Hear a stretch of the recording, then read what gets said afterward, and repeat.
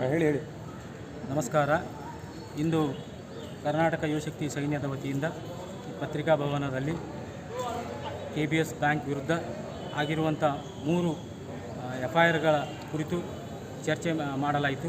ಮೊದಲನೇದಾಗಿ FIR ಸಂಖ್ಯೆ 53/26 25/5/2026 ಮಾಗಮ police ಠಾಣೆಯಲ್ಲಿ FIR ಆಗಿದೆ.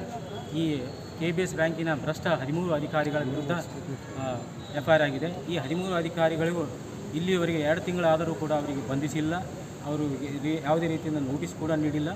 ಅದಕ್ಕಾಗಿ ಈ ಕೂಡಲೇ ಈ 13 ಜನ ಆರೋಪಿಗಳನ್ನು ಬಂಧಿಸಬೇಕು ಮತ್ತು ನಿಷ್ಪಕ್ಷಪಾತವಾಗಿ ಈ ಪ್ರಕರಣದಲ್ಲಿ ತನಿಖೆಗೊಳಿಸಿ ಸೂಕ್ತ ನ್ಯಾಯ ಕೊಡಿಸಬೇಕು.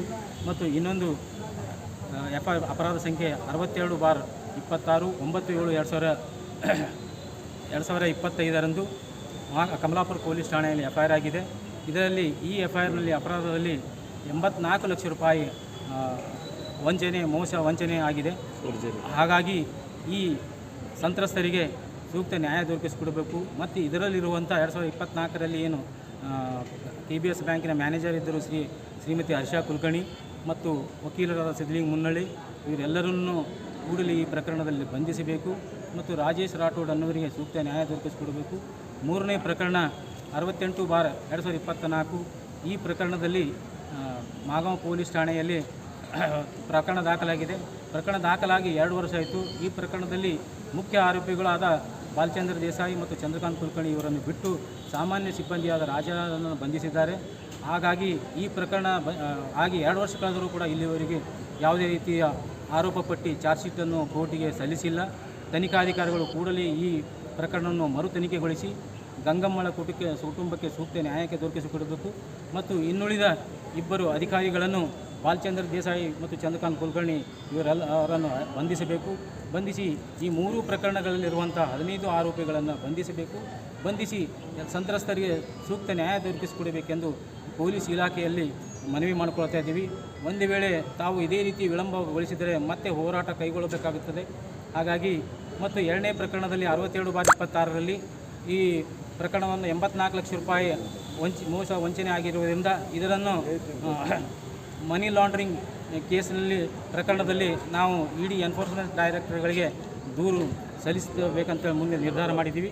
ಹಾಗಾಗಿ ಇವತ್ತು ಪತ್ರಿಕಾಗೋಷ್ಠಿಯಲ್ಲಿ ಈ ವಿಷಯವನ್ನು ಪರಿಗಣನೆಗೆ ತೆಗೆದುಕೊಂಡು ಸೂಕ್ತ ತನಿಖೆ ನಡೆಸಿ ಸೂಕ್ತ ನ್ಯಾಯ ಕೊಡಬೇಕೆಂದು ನಮ್ಮ ಕರ್ನಾಟಕ ಯುವಶಕ್ತಿ ಸೈನ್ಯದ ವತಿಯಿಂದ ಕೇಳಿಕೊಳ್ಳುತ್ತೇವೆ. ಸರ್, ಸ್ಥಳೀಯ ಶಾಸಕರಾಗಿರ್ಬೋದು, ಗ್ರಾಮ ಪಂಚಾಯತ್ ಸದಸ್ಯರಾಗಿರ್ಬೋದು, ಜಿಲ್ಲಾ ಪಂಚಾಯತ್ ಸದಸ್ಯರಾಗಿರ್ಬೋದು, ಯಾಕಂದರೆ ಆ ಗ್ರಾಮದ ದುಡ್ಡು ಸರ್ ಇದು ಅಲ್ಲ.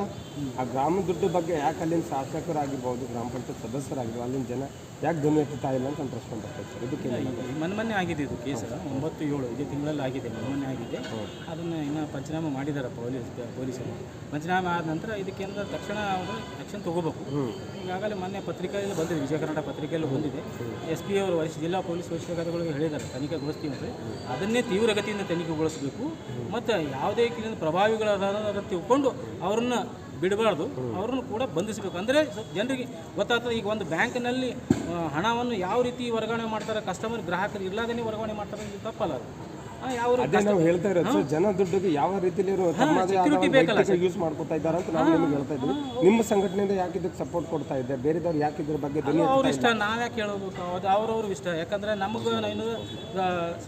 ನಾವು ಜನರಿಗೆ ಇದ್ರ ಬಗ್ಗೆ ತಿಳುವಳಿಕೆ ಇರಲಿಕ್ಕಿಲ್ಲ. ಹಾಗಾಗಿ ನಾವು ಸ್ಟ್ಯಾಂಡ್ ತೊಗೊಂಡಿದ್ದೀವಿ. ಈ ಪ್ರಕರಣವನ್ನು ಸೀರಿಯಸ್ ಆಗಿ ತೊಗೊಂಡು ಇದನ್ನು ಗ್ರಾಮೀಣ ಕ್ಷೇತ್ರದ ಶಾಸಕರಾಗಿರಬಹುದು, ಸಾರ್ವಜನಿಕರಲ್ಲೂ ಕೂಡ ಅರಿವು ಮೂಡಿಸ್ತೀವಿ. ತಮ್ಮ ಬ್ಯಾಂಕಿನಲ್ಲಿರುವಂಥ ಹಣವನ್ನು ತಾವು ಸುರಕ್ಷತೆ ಎಂದಿರೋ ಇಲ್ಲೋ ನೋಡ್ತಾ ಇರಬೇಕು. ತಮ್ಮ ಖಾತೆಯನ್ನು ಚೆಕ್ ಮಾಡ್ತಾ ಇರಬೇಕು. ಯಾಕಂದರೆ 84 ಲಕ್ಷ ರೂಪಾಯಿ ಬಂದು 2 ವರ್ಷ ಆದ್ರೂ ಆ ಗ್ರಾಹಕರಿಗೆ ಗೊತ್ತಿಲ್ಲ. ನಮಗೆ ಇದ್ರ ಬಗ್ಗೆ ಒಬ್ಬರು ಗ್ರಾಹಕರು ನಮಗೆ ಸುದ್ದಿ ತಿಳಿಸಿದ್ರು, ಮಾಹಿತಿ ಕೊಟ್ಟು ದಾಖಲೆಗಳನ್ನು ಕೊಟ್ಟಿದ್ದ ಕಾರಣಕ್ಕಾಗಿ ಇದನ್ನು ನಾವು ಸ್ಟ್ಯಾಂಡ್ ತೊಗೊಂಡು ಇದಕ್ಕೆ ಇಶ್ಯೂ ಮಾಡ್ತಾ ಇದ್ದೀವಿ. ಇದು ಜನರ ಸಾರ್ವಜನಿಕ ನಿಮ್ಮ ಹೋರಾಟ ನಿರಂತರವಾಗಿರ್ತದಲ್ಲ? ಇರ್ತದೆ, ಕಂಟಿನ್ಯೂ ಇರ್ತದೆ. ಇದು ಯಾವುದೇ ರೀತಿ ಈ ಪ್ರಕರಣವನ್ನು ಮುಗಿಯುವವರೆಗೂ ಇರ್ತದೆ. ಮತ್ತು ಶೀಘ್ರದಲ್ಲಿ ED ಅವರಿಗೂ ದೂರು ಸಲ್ಲಿಸ್ತೀವಿ. ಇದು ಈ ಪ್ರಕರಣಕ್ಕೆ 53/26ನೇ ಪ್ರಕರಣದಲ್ಲಿ ಇದರಲ್ಲಿ ಫೋರ್ಜರಿ ಡಾಕ್ಯುಮೆಂಟ್ ಅಂದರೆ ನಕಲಿ ಸಹಿ, ನಕಲಿ ಹಸ್ತಾಕ್ಷರ, ಸುಳ್ಳು ದಾಖಲೆ ಸೃಷ್ಟಿಸಿ ಒಬ್ಬ ಎಂಪ್ಲಾಯಿಯನ್ನು ಟರ್ಮಿನೇಟ್ ಮಾಡಿದ್ದಾರೆ. ಇದನ್ನು ಇಷ್ಟು ಹೇಳಿ ನಾವು ಕಂಪ್ಲೇಂಟ್ ಕೊಟ್ಟು ಮತ್ತು ಕೋರ್ಟಲ್ಲಿ ಮುಖಾಂತರ FIR ಮಾಡಿಸಿದ್ರು ಕೂಡ ತನಿಖಾಧಿಕಾರಿಗಳು ಅಂದರೆ ಮಾಗಾಂವ್ ಪೊಲೀಸ್ ಠಾಣೆ PSI ಅವರು ಇದನ್ನು ಯಾವುದೇ ರೀತಿಯಿಂದ ತನಿಖೆ ಕೈಗೊಳ್ತಾ ಇಲ್ಲ. ಯಾಕೆ ಕೈಗೊಳ್ತಿದ್ದಲ್ಲೋ ಏನು ಮಾಡ್ತಾರೋ ಅವ್ರಿಗೆ ಗೊತ್ತಿಲ್ಲ. ಪ್ರಭಾವಿಗಳಂತ ತಿಳ್ಕೊಂಡು ಅವ್ರ ಮೇಲೆ ಕ್ರಮ ಕೈಗೊಳ್ತಾ ಇಲ್ಲೋ ಗೊತ್ತಿಲ್ಲ. ಹಾಗಾಗಿ ಇದೇ ಅವ್ರ ಜಾಗದಲ್ಲಿ ಮತ್ತೆ ಯಾರು ಸಾಮಾನ್ಯ ವ್ಯಕ್ತಿ ಆಗಿದ್ದರೆ ಇಷ್ಟೊತ್ತಿಗಾಗಲೇ ಅವರನ್ನು ಬಂಧಿಸ್ತಾ ಇದ್ರು, ಅವ್ರಿಗೆ ಒಳಗೆ ಜೈಲಿಗೂ ಕಳಿಸ್ತಾ ಇದ್ರು. ಇವರು ಪ್ರಭಾವಿಗಳದಾರ, ದುಡ್ಡಿದ್ದವ್ರು ಅದಾರ ಅಂತ ತಿಳ್ಕೊಂಡು ನನಗನ್ನಿಸ್ತದೆ ಅವ್ರ ಮೇಲೆ ಕ್ರಮ ಕೈಗೊಳ್ತಿಲ್ಲ. ಅದಕ್ಕೆ ದಯವಿಟ್ಟು ಆ ರೀತಿ ಮಾಡಬೇಡ್ರಿ. ಯಾರೇ ಆಗಿದ್ರು ನಮ್ಮ ದೇಶದಲ್ಲಿ ಏನಿರ್ತದೆ ಸರ್? ಹೋರಾಟ ಮಾಡ್ತೀವಿ, ಕಾನೂನು ಹೋರಾಟ ನಡೆದು ಆಲ್ರೆಡಿ ಕೋರ್ಟ್ನಾಗ ಕೇಸ್ ಅದ. ಅದರ ಪ್ರಕಾರ ನಾಳೆ ನ್ಯಾಯಾಧೀಶರಿಗೆ ಹೇಳ್ತೀವಿ, ಈ ರೀತಿ ತನಿಖಾಧಿಕಾರಿಗಳು ಕ್ರಮ ಕೈಗೊಳ್ತಾ ಇಲ್ಲ, ಇನ್ವೆಸ್ಟಿಗೇಷನ್ ಮಾಡ್ತಾ ಇಲ್ಲ. ಇಲ್ಲಿವರೆಗೂ ನಮ್ದು ಏನದ ಫೋರ್ಜರಿ ಡಾಕ್ಯುಮೆಂಟ್ದಾಗ ಮಾದರಿ ಸಹಿ ತೊಗೋಬೇಕು. ಅವ್ರು ನಮ್ಮದು sample signature, sample hand writing ತೊಗೊಂಡು ತನಿಖೆ ಪರೀಕ್ಷೆ ಕಳಿಸ್ಬೇಕಾಗಿತ್ತು. ಅದು ಏನೂ ಕೇಳಿಲ್ಲ. ಅವರು ಕೇಳಿಲ್ಲ ಅಂದ್ಮೇಲೆ ಅವ್ರು ಮಾಡ್ತಾರೆ ಏನಂತ ಗ್ಯಾರಂಟಿ. ಸೊ ಹಾಗಾಗಿ ನಾವು ಪತ್ರಿಕೆ ಮುಖಾಂತರ ಬಂದಿದ್ದೀವಿ. ಈಗಿನ ಪತ್ರಿಕಾ ಮಾಧ್ಯಮದ ನೋಡ್ಕೊಂಡು ಮತ್ತೆ ಏನು ತನಿಖೆ ಕೈಗೊಳ್ತಾರೋ ಏನು ಮಾಡ್ತಾರೋ ಕಾದು ನೋಡಬೇಕಾಗಿದೆ. ಇನ್ನು ಅವ್ರು ಮಾಡಲಿಲ್ಲ ಅಂದ್ರೆ ಮುಂದೆ ಸ್ಟೆಪ್ಸ್ ಅದಾನು. ಲಿಂಗರಾಜ್ B. ಗುಂಡ್ರೂರ್ಕರ್, ಕರ್ನಾಟಕ ಯುವಶಕ್ತಿ ಸೈನ್ಯದ ಅಧ್ಯಕ್ಷ ಹಾಗೂ ನ್ಯಾಯವಾದಿ ಕೂಡ. Thank you.